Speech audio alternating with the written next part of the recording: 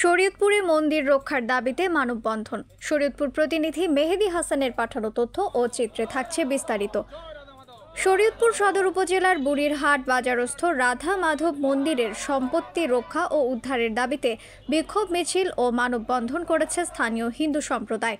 শনিবার দুপুর 12টার দিকে শ্রী শ্রী রাধা মাধব মন্দিরের ভক্তবৃন্দের ব্যানারে বুড়িরহাটে এ কর্মসূচি পালন করা হয়।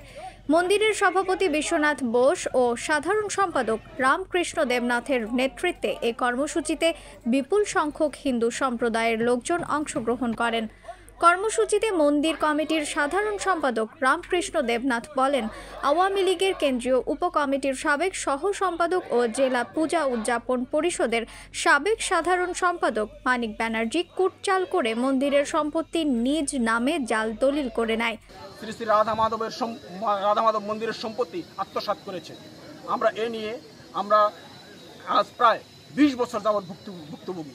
সে আওয়ামী লীগের একজন বড় নেতা, সে প্রভাবে সে সন্ত্রাসী কার্যক্রমের মাধ্যমে আমরা যখনই সোচ্চার হয়েছি, আমরা যখনই মন্দিরের স্বার্থ নিয়ে কথা বলেছি, আমরা যখনই ধর্মকে রক্ষা করার জন্য কথা বলেছি, আমরা যখনই মন্দিরকে বাঁচাতে চেয়েছি, তখনই সে আমাদেরকে সন্ত্রাসী লেলিয়ে দিয়েছে, আমাদের হুমকি ধামকি দিয়েছে।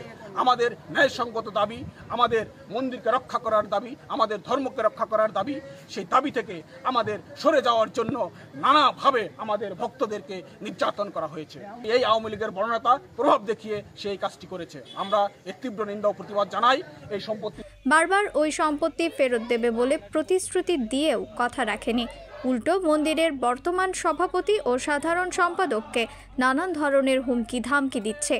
আমরা ভূমিদস্যু মানিক ব্যানার্জির কালো থাবা থেকে মন্দিরের সম্পত্তি রক্ষা চাই। সভাপতি সাধারণ সম্পাদককে হুমকি দেওয়ার তীব্র নিন্দা জানাই ও বিচার চাই। নিউজ ডেস্ক, রিফাত আরা ইসলাম, ভোরের আকাশ।